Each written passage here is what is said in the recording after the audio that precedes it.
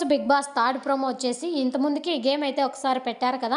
Game పేరు వచ్చేసి ధమాకా king. ఇంత ముందుకే డెమాన్ పవన్ ఈ గేమ్ లో కాన్ఫిడెన్స్ గా వెళ్లి కింద పడ్డాడు కదా. ఆ వీడియో వేసి బిగ్ బాస్ అయితే డెమాన్ పవన్ కి గుర్తు చేస్తున్నాడు. ఫస్ట్ సంజన గారు వెళ్ళి స్లిప్పర్ అతికించడానికి చూసినారు కానీ అది పైకే వెళ్ళిపోయింది. సెకండ్ ఇమాన్యుల్ వచ్చాడు. ఇమాన్యుల్ వేసింది కూడా అలాగే వెళ్ళిపోయింది. ఇమాన్యుల్కి లెగ్ పెయిన్ ఉండడం వల్ల చేయలేకపోయాడేమో ఈ టాస్క్ సరిగ్గా అని నేనైతే అనుకుంటున్నా. థర్డ్ తనుజ్ అయితే వేసింది. తనుజ్ వేసినది కూడా కింద పడిపోయింది. తనుజ్ ఇది కింద పడిందని డెమాన్ పవన్ అయితే ఎంత నవ్వుతాడో, పడి నవ్వుతాడు.